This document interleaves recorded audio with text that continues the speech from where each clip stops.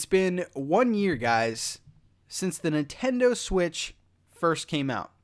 What is up, guys? Patrick from NintenTalk here, back with another video. This time we're just kind of rambling and talking about the Switch 1 year later, and more so Zelda. Because I was thinking to myself, Pat, it's going to be 1 year since the Switch came out. I feel like you should make some kind of a video, but I didn't want to talk about the Switch as a whole. You guys, for the most part, know my opinions about the Switch. I love the console. It's fantastic. Something that has made me game again. And not that I haven't been a gamer, but just picking up and collecting all these games. I've never owned so many games for one system this fast before. And that's the power of the Switch. You can take it anywhere. It's just so convenient. So, more so today, I wanted to talk about kind of my memories of last year getting the Switch and talking about the one game that has stood the test of time. So I remember when the Switch first came out, I actually had it pre-ordered from GameStop and they were going to send it to my house. However, I was on vacation, so I did not get to play the Switch until March 5th, 2 days later. But I did go to the store on launch day, and I think the first store that I went to was Walmart. And it was a couple hours after Walmart had first opened, so I went to the Nintendo section because I didn't pre-order any games. I was like, you know, games are going to be plentiful. I don't really feel like I need to pre-order anything.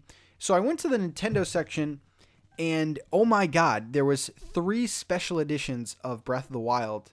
And so I had to pick one up. So I picked one up. So I was just left looking at this beautiful box. Something that I couldn't play with for another 2 days. Ugh, that was the most frustrating thing. So I came home from vacation, started playing Zelda, and oh my god, what a game Breath of the Wild is. And we always talk about it, and of course it got Game of the Year, but 1 year later, Breath of the Wild is still the game everyone talks about. It's still the pinnacle of Nintendo games. And for me, Breath of the Wild has done something that video games I didn't think could do. And it's a very simple thing, too, because when I was playing Breath of the Wild, obviously it's a great game, but it's a game that made me not want to put my controller down.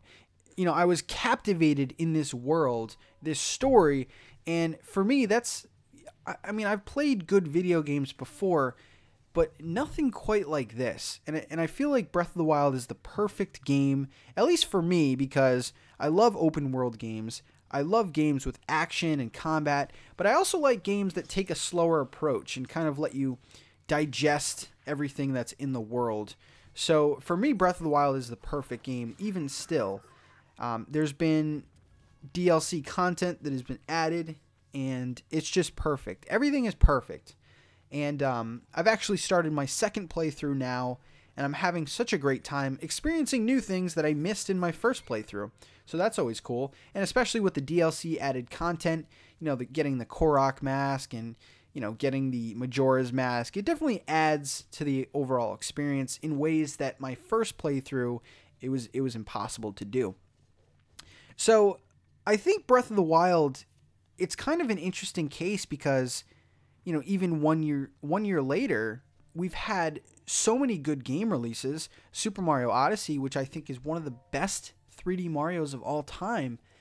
We've had, I can only take this from personal recommendation and, you know, kind of the voice of the community. Xenoblade Chronicles 2 is a comparable game to Zelda. That's what I'm hearing. So we're getting top tier games that all rival each other. And it's just amazing what Nintendo has been able to do in this first year. You know, Nintendo took a chance with one of their new IPs in ARMS. That was, if I had made a video 1 year ago today, that would have been one of my most anticipated games. And when ARMS came out, I remember when ARMS first came out, there wasn't a whole hell of a lot to play. And so I ran to the store, played that game, and for the most part, I like ARMS. I like the idea of it. I like that, like I said, they took a chance on it, and it's something that, you know, kind of reminded me of the Wii. Of course, with the motion controls, But that was a game that I really enjoyed for the time, and it was kind of like a short burst for the whole community. Everyone was playing that game, and then suddenly it went away. But for the time that we did play it, it was fantastic. Mario Kart 8, I know I'm going out of order here, but Mario Kart 8 Deluxe, when that first came out, man, that battle mode was incredible, and something that I didn't think would warrant another $60 price did. And the battle mode, perfect. I still say that Mario Kart 8 Deluxe is one of the best, if not the best, multiplayer experiences that you can currently have on the Switch, even 1 year later. So, fantastic there. And then, of course, one of the biggest releases, not only for my channel, but in general. I think I rated this game number 2 overall for 2017, and that was Splatoon 2. And holy crap, man, that game is so good. Multiplayer, it built so much on the first Splatoon in ways that people just didn't think was possible. And when the game first came out, people were like, oh, this is Splatoon 1.5. It's the same thing. It really isn't. It is just, it feels like a completely new game. The salmon run is something that I always go back to. I'm not even mad that it's only available limited times, because it just makes me appreciate the mode so much more. So salmon run is definitely a big highlight of that game. And then you go on later. I'm just trying to look at my games right now. Mario and Rabbids was another game that Nintendo took a chance on, and Ubisoft took a chance on, and it just paid off. And for me personally, I didn't connect with that game quite like everyone else did, but it was definitely a solid release for Nintendo and for Ubisoft. So there was just a vast array of games, and I haven't even started on the indie games. And indie games, the whole indie scene is really new to me. And when I first started experimenting with indie games, it was more so the big releases, the safe releases, the Shovel Knights, and what have you. So when I first started playing some of these indie games on the Switch, I was totally blown away by the level of quality that indie games have received lately. Just to list off a few, Blaster Master Zero is such a good game for the Nintendo Switch. Early on, you had Snake Pass, which I think that's probably the first indie game that anyone's downloaded. I still enjoy. I think it's a relaxing, not even platformer because you can't jump, but it's just a relaxing aesthetic, really fun. You have Fast RMX, which is a great arcade-style racer. I'm listing kind of some of the launch indie games, and then if you're moving forward, we're just getting a whole nother top-tier indie game movement. Celeste is a beautiful must-have game. Owlboy is another game that's just a high-quality indie. SteamWorld Dig 2. I mean, you're getting such high-quality games, and they're made from indie game developers. So the Nintendo Switch, at least for me, introduced me to this whole entire world of indie games, which I'm forever grateful for, because some of the best games that I've played on the Switch are indie games. But going back a little bit to Zelda, because that's kind of where I want to end this and emphasize this the most. Nintendo has created a standard for a franchise that is 30 years old, and for me, as a longtime Nintendo fan, to say that Breath of the Wild is the pinnacle of the series speaks volume to how good this game actually is.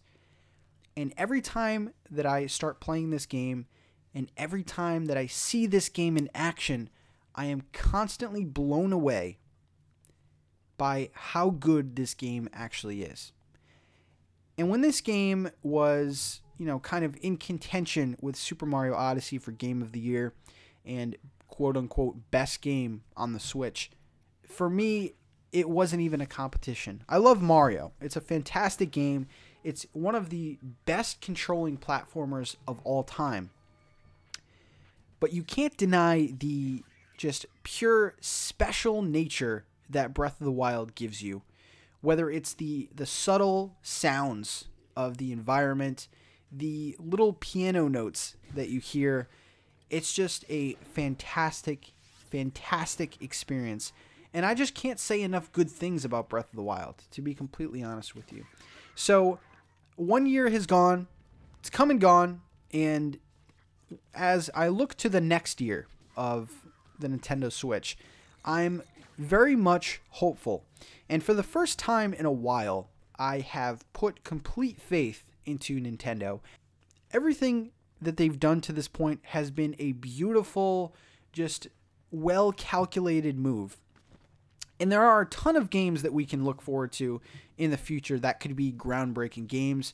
Of course, Metroid Prime 4, even Bayonetta 3. Bayonetta is something that the Switch kind of introduced me to. So Bayonetta 3. We have Pokemon coming, one of my favorite franchises of all time. So it's exciting as a gamer to look forward to another fantastic year of Switch releases. So I think that's all I have for you guys today. Let me know in the comments, what has your first year been like? And guys, this channel has started from the Switch, and I greatly appreciate all of your just kind words. And the fact that you guys choose to stay here on this channel means a lot to me. So thank you very much, guys, and I will see you in the next video. Have a good one.